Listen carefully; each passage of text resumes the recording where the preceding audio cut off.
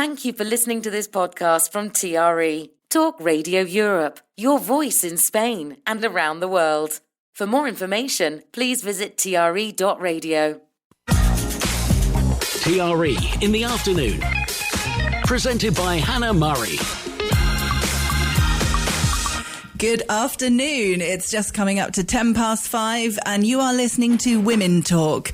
And you really are listening to Women Talk today because two of them haven't arrived. So it's just me and Victoria. Hi, Victoria. Hello, Hannah. Thank you for having me on. It's a pleasure. Oh, thank you for coming, genuinely.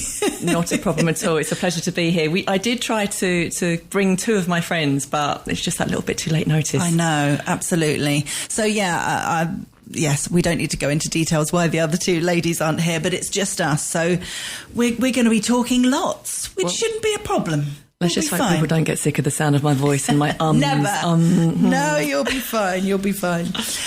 There's a piece about soup. I always like to talk about food, and there's one here about soup of the day. And there was like a poll where people were talking about their favourite soups. And I could tell by the names of some of the soups mentioned here that they were soups that they'd got from a tin. I felt like they were branded soups from a tin. There's no need for that, Victoria, is there? I really have to be in the mood for soup from a tin. And actually, I don't think I ever have soup from a tin. If anything, it's, like the Waitrose ones in those Waitrose. I've not seen a Waitrose for years now, in the plastic pots. They're more palatable for me. Okay, right, yeah. A tomato sauce in a tin, I'm so sorry. I know that I'm probably going to be offending quite a few people here, but I'm a bit like, ooh. Yeah, I mean, I used to love we won't say brands, but I used to love that tomato soup. It was like years ago, it was kind of a nice sort of go-to, easy comfort food. But over the years, the last time I tried it a good few years ago, it's so sugary. I mean, we talk about the hidden sugars. It's full of it. And you don't need sugar in soup. And let's just think for a moment. One of the reasons soup is, I suppose, a convenience meal and maybe a more affordable meal. But a lot of people nowadays, I believe, in the last 10 to 15 years, choose soup because they want to take the healthy option. Yeah. All the preservatives that are in certain tins. I mean, look, if they're living on a shelf for years and years and years, then how much... There's going to be calories and energy there, which is great, but the live polyphenols, antioxidants, are just not in that soup, are they? No, definitely not. And it's so easy to make a soup yourself. And one of the big things we are lucky living here in Spain is the abundance of fresh fruit and vegetables and local vegetables and things like that. And you can take all of that and make a soup, and you can make it with whatever you like. All your favourite vegetables. You can put in some potato, you can put in some cheese. It doesn't have to be green. It doesn't have to scare people that it's like too healthy with no flavour. I mean, honestly, soup is just, I love soup. I'm obsessed with soup, to be honest. Well, I love soup too. I'm waiting for it to, I'm waiting for the day I can finally start wearing long sleeves. And then the soup season comes in, and there is one soup that I mean, sometimes I'm making like 3 or 4 times a week, and my partner still tells me he's not sick of it. That's a good sign. I mean, Here's another point. What's the difference? Where do we draw the line between a soup and a stew? How much do you zhuzh it up, Yeah, that's true, yeah. Whether you leave bits in it or not. Exactly. I'm a bits girl. I like a chunky soup. Yeah, definitely. We actually had soup for our dinner last night. Oh. My husband made cabbage soup because we've just been to Romania, and we had loads of soup and loads of cabbage, so we thought we'd combine the two. Hang on a minute. When you say cabbage soup, though, like what, just cabbage? Or what's in with this? What did PJ put in? I mean, great question. I wasn't there during the cooking process, but from a tasting point of view, I know he put in that Korean paste, the gochujang. No, gochujang, I think it's called. It's a red, comes in a red jar, and it's a Korean paste. It's a bit spicy, full of flavour. Oh. And there was also 5 spice in it, which was really, really nice. So it had a kind of Chinese, Korean flavour to it with loads of chunks of cabbage. That sounds amazing. Was that the type of soup you were having in Romania? Or was this a different... Because I know that your husband likes to make Asian-inspired dishes, right? Yeah, absolutely. In Romania, there were 2 different soups that we had. He had the goulash, a Romanian goulash, once with beef and once with pork. I had like it was a smoked pork. So it was smoked pork and potato and so delicious. I went for Polish once. Yeah. This is like 20 years ago, and it was probably the best meal I've ever had. Really? And the only reason I've not gone back to having it was because it was so stodgy, but it was so delicious that I didn't even feel guilty or uncomfortable with my physical discomfort. We had glomki. I don't know what that is. Anyone who is listening to this who can pronounce glomki correctly, then please correct me, and please, I hope I didn't hurt your ears too much. But it's so it's cabbage wrapped. So it's a you know, like vine leaves, for example. So, yeah. But in Poland, and I know there's lots of different ways people make it, but the one I had, and actually, so I don't eat red meat or pork, but at the time it was minced beef, minced pork, and maybe chicken, I can't remember, inside cabbage leaves with some sort of gravy on top. And it was the most delicious, comforting thing I have ever eaten. And I think I had a soup to start. We literally did the same. That's the other dish we had, the stuffed cabbage leaves. We had that twice in Romania. Sounds exactly how you described it. It's obviously like an Eastern European thing. And yeah, it was delicious. We bought the cabbage straight away, and he's blanched some cabbage leaves. So on Saturday night, we're going to have stuffed cabbage leaves, literally making it all. And it's so good for you. Like, you know, when does anyone say, oh, you know what, I fancy a bit of cabbage when I get home? I do. Yeah, definitely. We're weird. So yeah, no to tin soup, yes to making it your own. Especially when it's so easy. Just chuck it. Well, if you get your husband to do it, it's super easy. Yeah. But no, with like tomatoes and peppers and all that kind of carrots, leeks. I mean, there's all with their own unique flavour. And you can put curry in it, or you can put some coconut milk in it. And love soup. I like to saute onions. Like oyster saute mushrooms. I just saute mushrooms, and then I'll put crisp them a little bit and put them on top as a dressing. Oh, nice. So I suppose, you know, when you talk about soup, what kind of soup are you talking about, really? Special ones, according to us.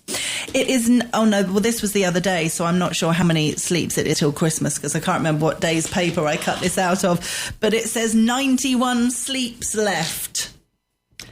Is it about that? I'm going to check. Okay. Now, I love Christmas. I really do. When I get there, I'm not prepared for it. I've not really planned what to eat, what to wear, etc. And then I'm kind of a bit like, I'm over it before it's really started. But I'm definitely not a counter of the days down to Christmas. Well, this article is talking about how unbelievably prepared some people are, and people have been going shopping already in the likes of John Lewis and buying Christmas baubles and Christmas decorations and things like that. And I thought it was just an interesting topic to look at, how prepared, you've sort of answered already, how prepared or not we are for Christmas. Do you buy Christmas presents during the year, or do you go at the end of November, I better start thinking about it?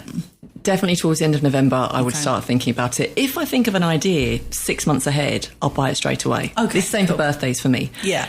I try to think of things as far in advance as I can and get them, because if I don't, literally, it's not 91 days before Christmas. It is the day before Christmas, and I still can't think of the perfect present to buy for my partner. Then it becomes stressful, doesn't it? And expensive if you're buying for multiple people all in the same month. I mean, I couldn't do that. No, and who wants to buy a present for someone just for the sake of buying a present? Like, you want to get it right? Yeah. I mean, I have a 2-year-old daughter, so I think she's going to be 2.5 for Christmas this year, and it's a lot easier choosing for children, right? Because their face is going to light up no matter what. Definitely. But can we just talk about the price of Christmas trees, or am I a bit of a Scrooge? Oh, they're expensive, aren't they? Well, even fake ones, you mean? Or do you mean fake ones? Yeah, fake one. I think real ones, maybe we'll get a real one this year, because you might as well get a nice real... I don't know, but for the last several years, I used to travel a lot, so I wouldn't bother getting a Christmas tree, because I'd see it for half a day and then have to put it away again. To me, it would just be kind of more of a taking up space. Yeah. But no, I would like to get a Christmas tree this year, and it's a lot of money to get a Christmas tree. Really? I think maybe I'm looking in the wrong places in Marbella. Yeah, I don't know. I think I bought one years ago, and like a fake one, and keep using it. And you roll them out. Maybe that's what we'll have to do. Definitely. We always had a real one at home when I was growing up, which was lovely. It was planted in the garden, so it came out every year. My parents would dig it up and bring it in the house. It wasn't massive, about a metre and a half high, maybe. I have a question for you then, and I'll explain why I'm asking this question. Your Christmas tree, was it full bodied, or was it a little bit like, were there only a few sprigs? Because we nearly bought one from the garden centre the other day, but it was just so... There are only a few sprigs on it. I wouldn't describe it as full-bodied, no. Like, I want to hang all my baubles. There was more than a few. Yeah, there was plenty of place to hang the baubles and stuff. But no, it wasn't the things you see in American movies. No, this little Christmas tree, pine tree that we saw in the garden centre 2 weeks ago. We planned on getting it, and then I got there and I went, do you know what, Dan? Looks like a stick man. Oh, no, yeah, see, that's not what you want, is it? No, definitely not. So it's 77 days to Christmas, so there's still some time. 77. See, what I do, which I think works really well, is I have a list on my phone of potential presents for everyone who I buy presents for. So if I'm having a conversation with someone and they go, oh, I've always wanted that, I'll sort of turn away and add it to the list. And then when it comes to their birthday or Christmas, however many, it could be that they've just had their birthday, but I'll write it down. So when it comes to Christmas or their next birthday, I'll look at the list and go, oh yeah, she said she wanted a book on such and such. So then I'll get it. You are an amazing friend to have. Like, I thought I wrote lists. So I would write lists of people's names and put my ideas on, and still the day before the day I should be getting a present. Unless I didn't think of something perfect 6 months ahead. Yeah. I'm stressing out because I can't think of the right thing. Keep a list. It's called presents, my list. It's a present list. And I also have a list for myself on there. Yeah, make it easy for everybody else. Yeah, when I think of things I want, I write it down. So if anyone ever says to me, is there anything you want? Well, yes, I can think of a few things. Have you ever taken it online, like the Amazon gift list, wish list, the Hannah Murray? I haven't Just refer actually. them to the gift list. I should. I'd feel really bad about it. It's like a wedding list, but without the wedding. Or maybe it doesn't need to be Amazon. Make it whatever other, Yeah, all other stores are available. Yeah. But no, I think a bit of planning is good because so many people talk about Christmas being stressful and it shouldn't be. It's supposed to be a really lovely day. And I think the more you kind of plan, the less stressful it is, whether it's planning the food, organising and wrapping all the presents and, deciding what you're going to wear, making sure you've got all the food and drink that you need in the house, whatever it might be. The idea is that you wake up on Christmas Day. If you're involved in cooking the food, then obviously you're doing that from pretty early on. But otherwise, whether you're cooking the food or not, little glass of something, put on the Christmas tunes, and it should be a nice kind of family-friendly day. I agree with you. And yet, from my perspective, I'm so in my head in the run-up to it, like, oh, what have I forgotten? What have I not done? Because I've not planned anything ahead, apart from trying to think of presents. That it kind of comes and goes, and all I'm doing is worrying about getting something right. Well, but make I do like this Christmas. year different. This year's going to be less stressful and more enjoyable. Well, we've got Father Christmas coming to our house this year. Oh, how lovely. Thank you. Yeah, very excited. That's kind of him to get that in when he's so busy. I know he does do all of the children, but he's definitely coming this year. We've had it confirmed. Oh, nice. Is she excited? Does she know? Does she not know? So we're still on Halloween. Right, okay, yeah. We haven't... She mentions Christmas. Chris, she calls it. Chris.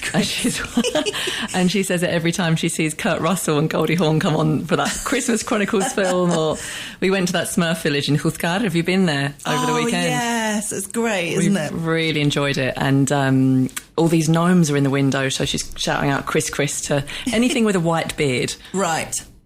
So, yes. Yeah, we're not... The bar's not higher for the Father Christmas that turns up in December. As long as he's got a white beard, she won't mind. Fine. Oh, I love that. There was a piece that I thought, all these trigger warnings that we hear about a lot now, and some of them I think make perfect sense. I definitely think there's a place for them, but some of them I think are a bit kind of over the top, a bit snowflakey. And this I thought was unbelievable. The new owner of the 007 film franchise has removed guns and girls from its digital posters of classic James Bond films. Now, Sean Connery, Roger Moore, Pierce Brosnan and Daniel Craig no longer wield... Oh, my earring's just fallen out. No longer wield Bond's trademark Wall the PPK. So there's a picture of Pierce Brosnan here with his hand up that should have a gun in it, but the gun is taken out. I thought about this, and quite quickly I thought, whatever is it the owner, did you say, of the franchise? Maybe he just wanted to minimise his headache, because so many people seem to have opinions. He thought, I'll just take it out. But I agree with you. I do think it's a shame that someone has felt that they've had to revert back and remove things in order not to cause offence. And there are plenty of films that plenty of other people would disagree with fervently. But obviously Bond, the Bond series, it's so high profile that maybe more fingers point there. I mean, there's guns all over in the film. That's the Exactly. point. That's why it's on the poster, because it's relevant, and he's a secret agent, and him posing with the gun is one of the iconic symbols of the whole film franchise. I mean, it's just bizarre. And I grew up watching Bonds, you know, maybe even if it's only parts of each film from a very young age. And I knew it wasn't real. Yeah. And it's an iconic series of films. Absolutely. And it's based on the books. What, are they going to take certain words out of the books now? Get Is that rid of where the we're going to? martinis because it'll offend people who are teetotal. Well, didn't we get rid of the martinis in the first place because they had a deal for whatever beer brand? No, are you serious? Okay, someone listening is going to know exactly what happened, but I remember one of the Daniel Craig movies, the martini, the shaken not stirred? Yeah. Shaken, not stirred. I'm claiming that I used to watch them, kind of remember the phrase, was removed. And then you see Daniel Craig with a bottle of beer. I can't even remember which bottle it was. Oh, my goodness. And that was a deal. So, you know, if I tell you what, I suppose it depends on who's funding selling out. All comes down to money, doesn't it? Sadly. Yes, we better take a break. Look, see, we're chatting away. And it's all we're having good. a We're whale nearly- of a time. We're nearly halfway through. Look at us. Hannah Murray on TRE in the afternoon. Welcome back to Women Talk. It's just gone 5:25, and with me in the studio today is Victoria Adams. Just Victoria Adams. It's just the two of us. We could write a song. Yeah, we could. I feel like we're changing the world with everything we're talking about. Yeah. We've discussed soup, haven't we? Let's big ourselves Bond. up. Yes. Yep. Life changes right here. World changes, everything. There's an article talking about behind the wheel habits that drive other road users crazy. I'm feeling like there's a lot we could say on this. Number one is tailgating, which, apart from it being really annoying, is really dangerous. I'm shocked. I mean, look, we live in Marbella. There's bad driving everywhere, but some of the behaviours on the road I see here, just considering we've just more or less got one straight road, Yeah. is shocking. It really is. People who are right up behind you tailgating, and then when they undertake in order to get in front of you, or you see them doing it with other cars, and they just about make it, and you're like, oh, that's so dangerous. And a lot of the time when someone's tailgating, you can't actually go any further. It's not that you're hogging the left-hand lane and you've got all this space in front of you and you're just deciding not to go that fast. Often there's loads of cars in front, so you can't actually go any faster because you're not tailgating the person in front of you. You're keeping a respectful distance. But you know what I've seen happen often? You can see then the person tailgating can see, you know, there's cars straight ahead. There's nowhere to go. And yet it still works. They get through and they get through and they get through with a lot of effort, though. I mean, I don't know how much time they're saving. But then there's the person that is going slow on the road, and you're like, stop behind them. I mean, it's fascinating. My partner drives mostly, and I watch the behaviours of people on the roads, and they've got their head in their phone. Like their head is so truly bad. in their phone. There's reading directions, but I don't know what these people are doing. No.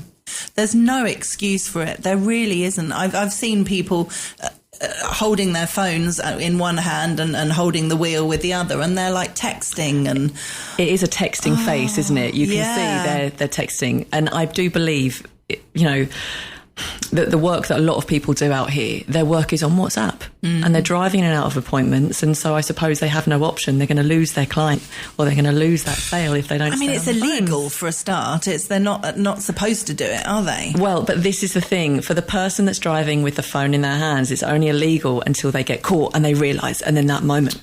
But for as long as you're just getting away with it, I don't think people have that realisation that, oh my God, this is really dangerous. Or, unless an accident happens, they get caught, then they get in trouble. They're the two times it counts. I just feel like you can kind of tell it's dangerous. If you're going any kind of speed, you need to concentrate. Yeah. And yeah, I mean, I'm sure we've all might have experienced from time to time the need to press that. I mean, I have hands free, and people should have hands free. That's kind of why it was invented. So you should never need to pick up your phone whilst you're driving. And the fact that you're not allowed to is the obviously biggest issue with that. You're not supposed to. But you know, if you've got whatever Sat-nav. the sat-nav thing, and so if you've got the radio on there, the podcast on there, phones, all that kind of stuff. So sometimes you need to press something if you're if you're pressing play or you're pressing call or whatever. And sometimes even that, if it's not working, within the space of half a second, you realise that you're not properly concentrating on the road because you're trying to press a button. That's how easy it is to happen. And I just can't see how someone could think that texting is not distracting to driving. It's shocking. I think people are so in their own minds. And I've read data where they do generalise female drivers to male drivers. And I know the way I drive. Like, I'll get to the end of a journey and think, and I'm concentrating on the road, but I'm also thinking about things, whatever it is, the shopping list or something more serious, or if I'm about to teach a class, and I think, oh my God, was I actually in the car? Because you kind of forget the route you've just done. So easy to be an autopilot. Into that. Yeah. Very easy. Whereas I do believe, and I see my partner drive, men look at the road, they're with the road, they're present to the road. Yeah. Maybe that's, I don't know, I'm going to generalise again. Maybe that's why a lot of people who tailgate are so present to the road. They want to get on with it and continue and push ahead. But no, I've seen some really dangerous driving in the last couple of years. Yeah. Shocking. And the third thing on the list is no indication. Oh. Which is incredibly annoying when it happens to me all the time. It happened this morning when I'm sitting on a roundabout ready to join the roundabout. And if people are coming off the turning before you, if they're indicating to come off, you have a window to get onto the roundabout. And if they're not indicating, you assume they keep going, so you can't go onto the roundabout. I had this exact conversation this morning. Oh, really? Yes. And then they come off the roundabout without indicating, and you're like, I could have gone. That was my moment, and I didn't know. You didn't let me have my moment. Shout. But also, what about on the roundabouts? On the roundabouts here, when you're on the roundabout, and okay, so you want to turn off, but then there's someone in the outside lane that should be turning off because they're positioned to do that, and they just keep going round the roundabouts. Well, and that's the way it's done here. Like, they are the rules, apparently. I have to say, I learnt to drive here, and that was really interesting. And all my friends said to me, ask them about roundabouts, will you? And how the roundabouts work here. It is very different to the UK. And I had 3 different driving instructors, I think. Not because it took me a long time, but because for different reasons. And they all said, if I were you, just stick to the outside lane all the time. I have found myself in the outside lane on a couple of occasions as well. It really is the safest way of doing it. Yeah, but I indicate. Yeah, absolutely. I indicate that I'm going round and I indicate when I'm coming off. But whenever I go in not every time, but most of the time when I go in the inside lane, there could be a bit of an issue. As soon as you're trying to come out, because you're only supposed to come out of the inside lane into the right lane to come off if it's safe to do so. If there's a car on the outside, you have to keep going round until there isn't a car on the outside, safe enough. That's what you're supposed to do, but nobody does that. If you're in the inside lane, people just start indicating, and in the outside lane, you either go quicker and they have to wait, or you slow down to let them. I mean, it's quite dangerous. It does feel a little bit like driving out here, a hybrid between wacky races and bumper cars, doesn't it? Like, ooh. Yes, exactly. And you're just like, and then you get to where you need to go, you're like, oh, okay, got rid. And then you get back in the car again and you go again. Yeah. And it's probably exactly the same with the people that have got their phones in front of their face. Oh. It's nuts. No, it really is. This is an interesting piece. Women are increasingly leaving loved ones at home when they go on holiday so they can explore on their own terms. Travel firms reported a noticeable increase in demand, particularly from women travelling without family or friends, as they don't want to wait for dates or holiday dreams to align. Well, I do retreats, so I meet a lot of women that come on their solo trips. And actually, part of me is a little bit sad when 2 friends come together or actually the partners come together because they don't get to experience their holiday on their own terms. So it's nice seeing people coming away on their own. Yeah, if they need that break. And most, like we do, we all need that break, right? Hopefully they'll still enjoy their time together and go on other holidays together. They don't do everything separately. I actually went away for the first time in 3 years to run a retreat for a week last month and left my partner at home with a baby, and he had the best holiday ever. Really? Oh. Yes, and I've come back. My daughter no longer breastfeeds. She sleeps in her own bed on her own 99% of the time. Wow. I highly encourage solo trips. Yeah, if you're in a relationship, if you're in a stable relationship where you can be apart and that's not an issue, and I don't know how many relationships, the percentage of relationships there are that are like that. Yeah, some people couldn't. Yeah. There'd be a lot of insecurity issues and jealousy issues and all kinds of things that could get in the way of people doing that. Some people wouldn't like it at all. No, no. And for other people, you know, one can go away, do what they want, and the other person can stay at home and do exactly what they want. Nice. And how did you find it first time being away? Oh, I was really not nervous, but I was overthinking everything, over-worrying everything. There would have been no way I would have gone had my partner not been kicking me out of the door or kicking me to say yes on the email. You need that encouragement and know that he's okay holding the fort. Exactly. And I know he's okay holding the fort because he does so much anyway. Oh. I forget most things. He's always reminding me. You know, he really is my rock and my support, and we're grounded. So it's fine to be separate. Oh, lovely. But it was nice to come home, I bet. It was lovely to come home. It really was. Yeah. Especially coming home to a full night's sleep for the first time in 2.5 years. Oh, wow. That's amazing. I can't believe that all happened while you were away. I know. It's amazing what a 12-volt battery will do. That's what he says. And I'm starting to believe his joke. You know that. Brilliant. We better take another break. Oh, goodness. Hannah Murray. TRE in the afternoon. Good afternoon. You're listening to Women Talk with Victoria Adams. Just the two of us today. There's an article here talking about some of the reasons why people go on holiday. And I found this fascinating. So we've had workations, baby moons and coolcations. But it seems our holidays could be based on even more obscure trends next year. Interest in food has sparked the shelf discovery trend. This is where travellers seek out authentic supermarkets abroad. I mean, which supermarkets do they go? Are they buying the things or just having a look? I mean, it's weird. I like going on holiday for food. Like, we'll research restaurants and stuff like that, but not supermarkets. Do you think they book a self-catering, or they bring all the produce back with them? Oh, maybe. You can't do that depending on which country you're coming to, do you? Can you? Another increasingly popular fad is Glow Mad, in which travellers take part in-flight beauty routines and shop for local beauty products. So I get paid to do that. Yeah. The in-flight beauty routine is super popular now. Like, some skincare brands are actually putting educational content together. And also, you've got to bear in mind, certain brands are sold in airports, and some of their biggest earnings are from these airports. So if they've got an in-flight package or an in-flight routine that people can follow, and what can you really do on the plane? And some people love to record it. It's sort of the perfect storm for sales. But obviously flying, your skin can get puffy, you can get a lot of inflammation. I always get a spot crop up on the plane. Really? And we dehydrate. So ideally, if you can do something for your skin before, during and even after flying, is really helpful. Not just your skin, like your whole body.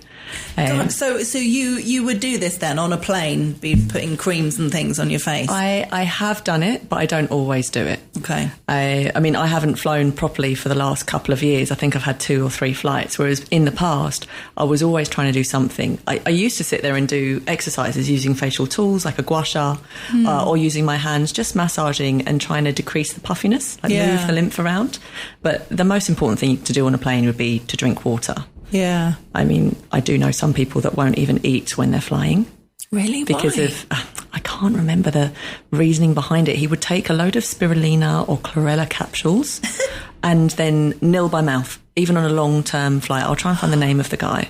And then when you get back on ground... Why was he doing it? Something to do with the cellular uptake in the body. And you can feel very tired and dehydrated. Like, if you're flying long haul and you want to minimise your jet lag, they say start eating in the time zone you're going to. And often it means, like, you can't eat anything on the plane. And if you're flying business class or, you know, there's some lovely food and snacks, that's a killer, isn't it? Oh, gosh. But the K-beauty is huge now. People are... Yes. There's just... The store's just opened up, actually. I know. I haven't been, but my friends told me about it. I'm really looking forward to going to see it. I'm already using some Korean toner on my face, and I like the feel of it. Have you tried the snail trail one? No. Well, you can buy it. You can try it. And this is the great thing. There's all these different products, and most of them are Korean beauty, and they're on TikTok or whatever social media, and people are just buying them straight away. But And I know if you're in the UK or London or some big city, there's going to be plenty of places where you can try before you buy. But I'm so excited about this shop next to Alcampo. You can go in and see everything.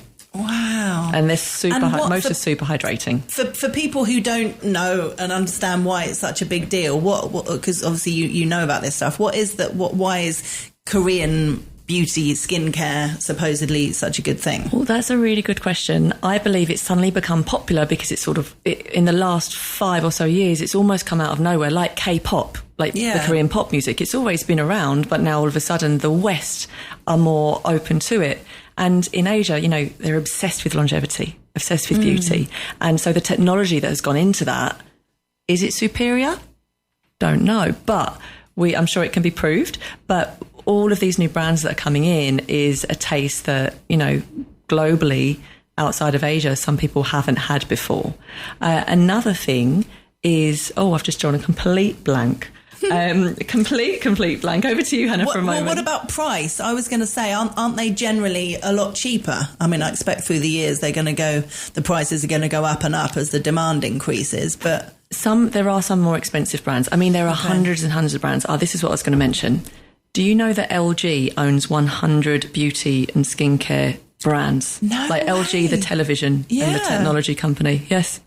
So LG are Korean, and they have all of these baby companies underneath them in beauty and skincare.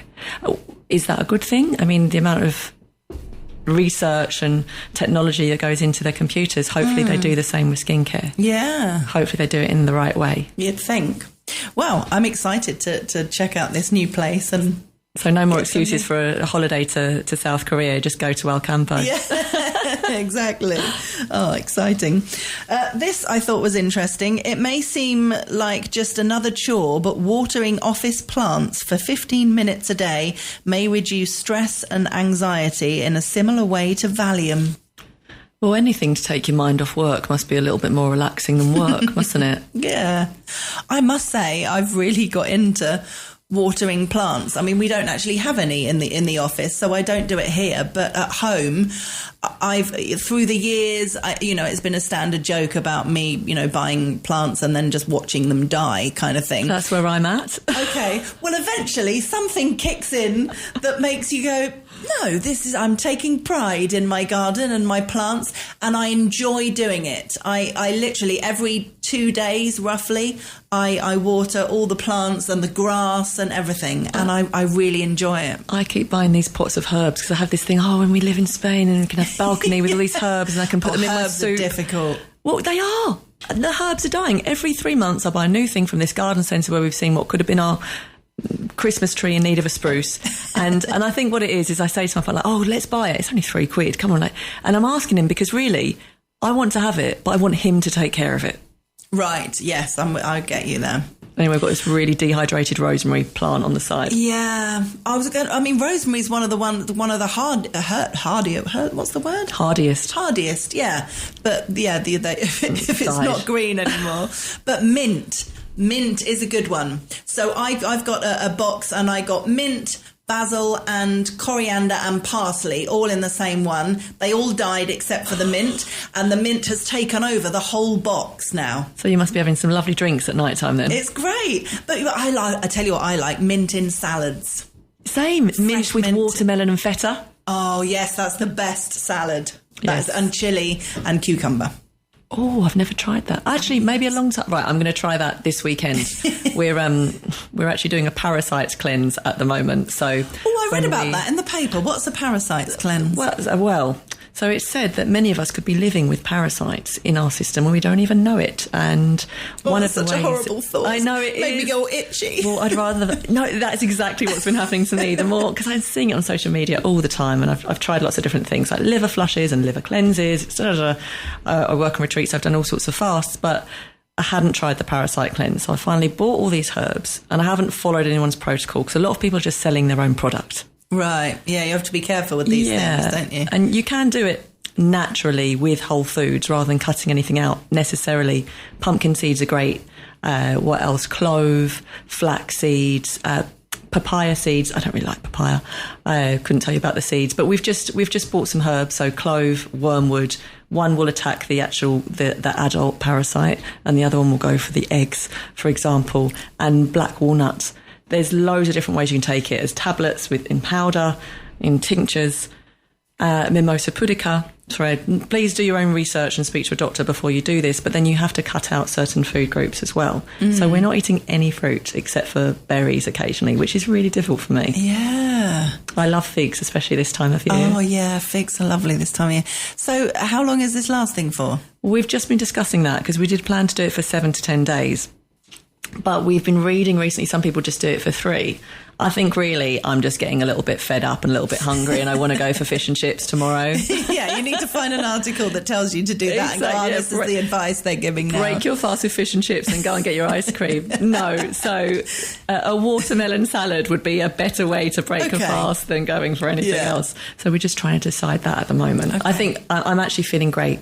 My head feels less foggy. How do you, because you don't know whether you're living with parasites or not, therefore if you do the cleanse, how do you know if you've got rid of the parasites that may or may not have been there? Well, this is the big puller, you see, because I mean, I'm sure you might have seen one. Lots of people are now putting videos on this. Oh, this has come out, and they've actually got pictures of what's being passed. Oh, my goodness. Okay. If you want, you can assist the cleanse by doing things like enemas, once, twice a day.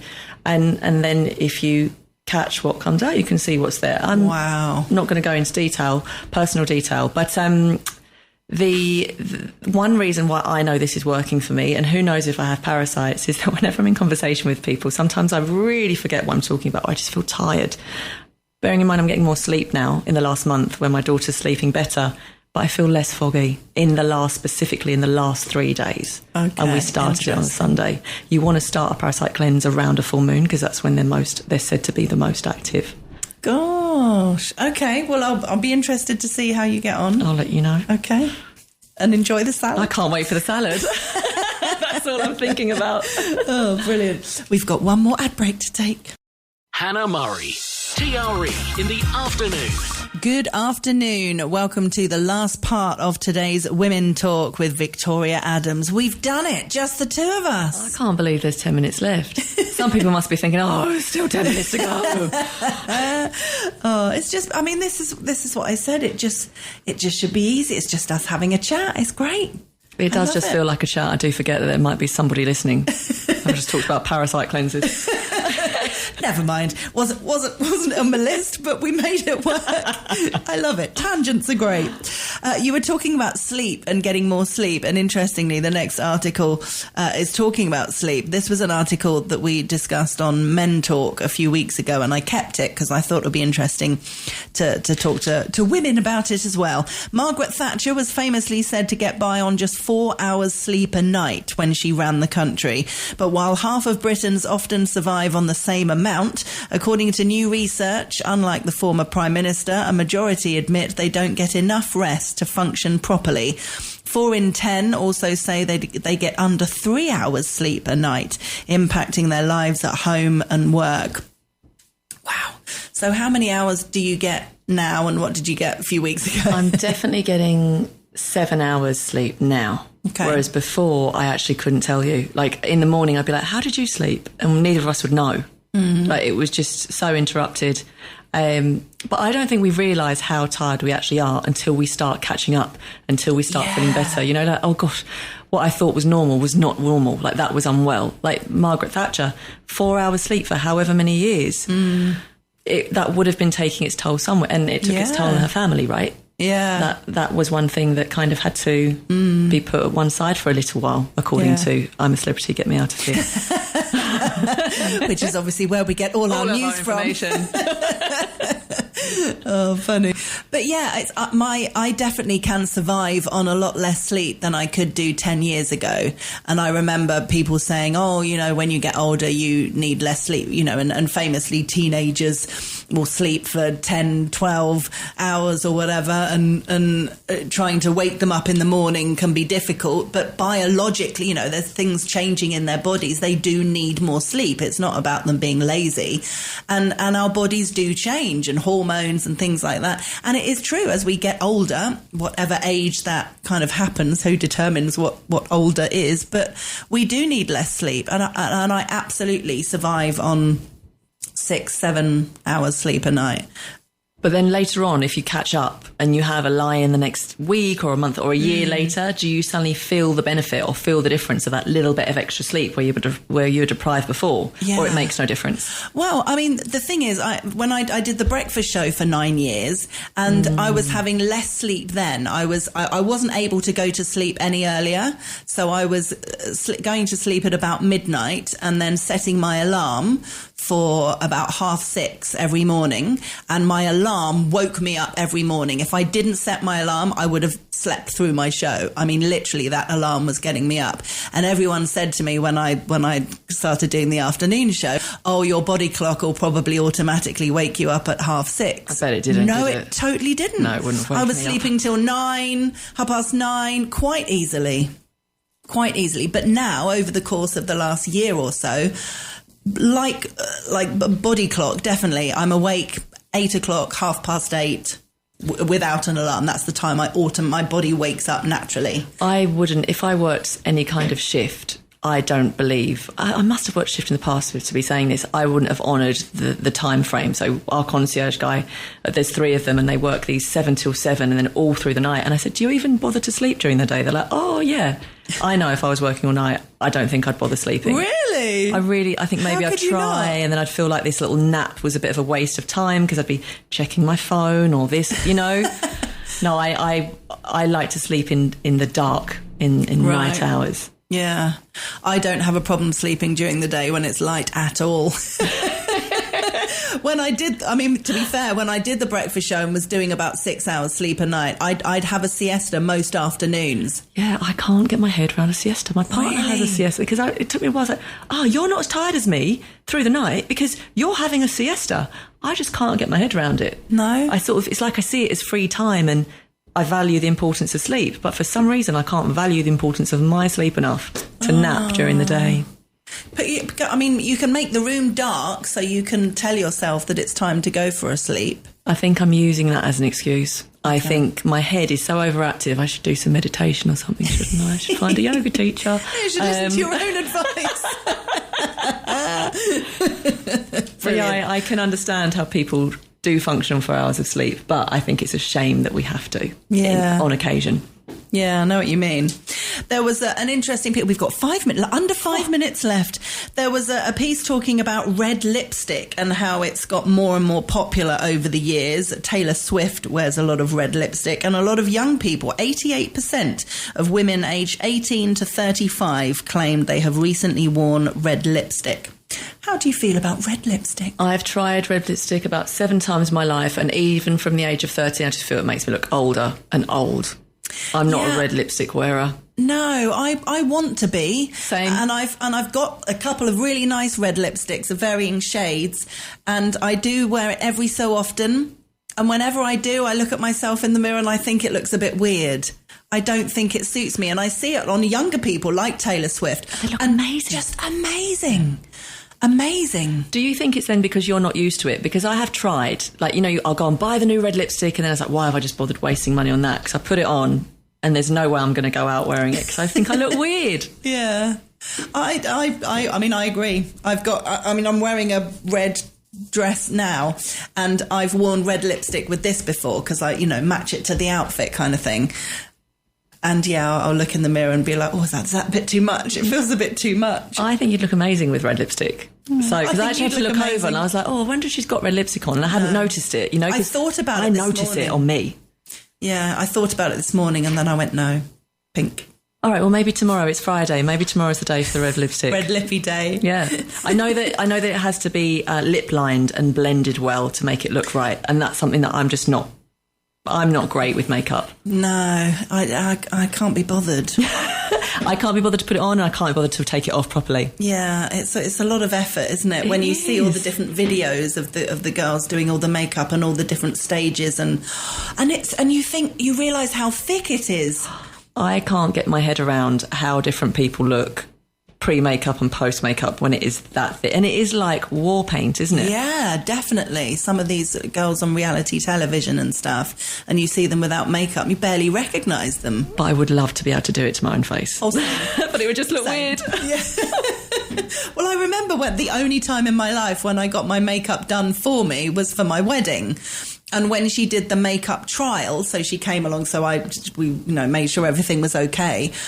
I think she was a little bit offended because I said, I feel like I look a bit like a drag queen. Is that what you said to her? I think I did, yeah. But then as soon as I said, I went, I don't mean that in a bad way. And I realised that wasn't really helping. And I said, no, I'm sorry. I really don't mean it. It's just I'm not used to wearing so much makeup because most of the time I don't wear any makeup at all, especially working on the radio, one of the perks of the job. But sometimes it's just, the odd bit of eyeliner. Yeah, exactly. But certainly not layers and layers. I never wear foundation, for example. Well, for me, foundation is just going to show up as a mark, and it's going to be obvious. For me, I feel it's so obvious I've got something on that makeup should look seamless. Yeah. But they do say, especially for weddings, especially when you're going to be having photos taken, they do have to up the ante. Yeah. But then in real life, face to face, you feel like a weird drag queen. Yeah. And also being on stage, to be fair, all the different plays and things I've done, you have to wear more makeup for that, otherwise you look washed out under the lights. But I imagine that's moving so quickly, you haven't got time to look in the mirror and say, you have to go with what you have to go with, right, on stage. Yeah, and it somehow works because you've got the lights. Oh, we've got 39 seconds left. We could have talked through the news, the news might be, oh goodness, the show's kick them off the news. Thank you so much for having me. It's been a pleasure. Thank you so much. I'm so pleased and thankful that you came. That I turned up. Absolutely. Well done. We did it, just the two of us. It's been a pleasure, and thank you so much for having me on. Have a lovely afternoon. Thank you. You too. And as I mentioned earlier, the book show is on tonight. Howard is next with Spain Today for an hour, and then I'm back with you for 2 hours with the book show, so don't miss that. Have a great weekend as well, and I'll be back on TRE in the afternoon next Monday. You've been listening to a TRE production. If you've enjoyed this programme, there'll be another episode waiting for you next week, right here on this platform, where you can also access our extensive back catalogue of shows and interviews. For more information on our live programming, social media channels and apps, and how to contact Talk Radio Europe, please visit tre.radio.